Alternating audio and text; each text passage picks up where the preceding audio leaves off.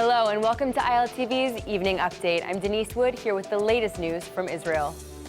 Today has certainly been eventful in Israel, and not in a good way. 3 separate terror attacks took place in Jaffa when a Palestinian terrorist went on a killing spree.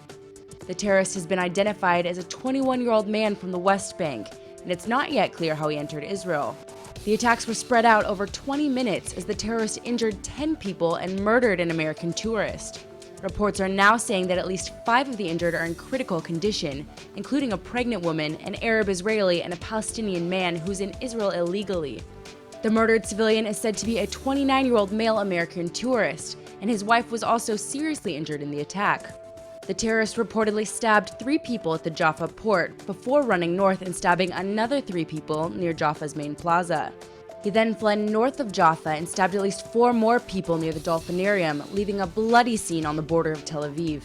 I actually was walking from work and I heard someone yelling, there's terrorists, someone just stabbed someone, and there wasn't really anyone there, so I called the police and I called the ambulance, and then I ran over to here to see what was going on.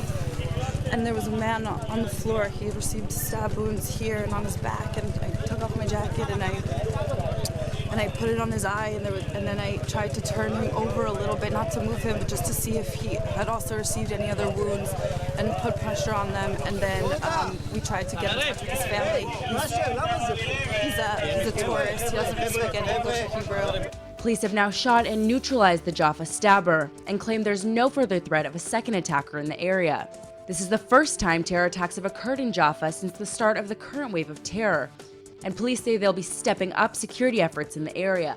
The Hamas terror group has already expressed support for the attacks in Israel today, calling the terrorists heroic martyrs. The attacks in Jaffa took place as U.S. Vice President Joe Biden was at the Paris Peace Center, a mere 15-minute walk from the attacks.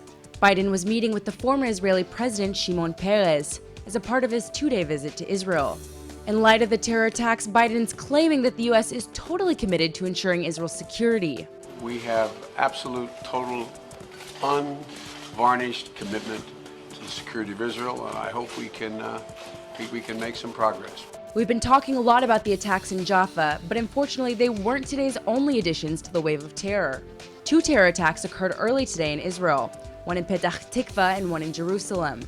A Palestinian attacker stabbed and moderately wounded a Haredi man who was on his way to the store in Petah Tikva.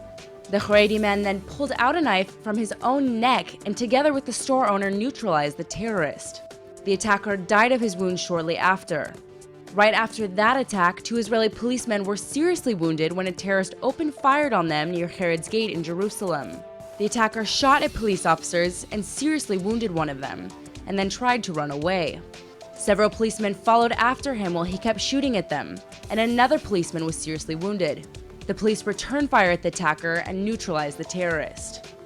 That's all for now. Stay tuned on ILTV.tv for our main daily broadcast playing after this. I'm Denise Wood, and see you tomorrow with our morning briefing from Israel at 8 a.m. Eastern Time.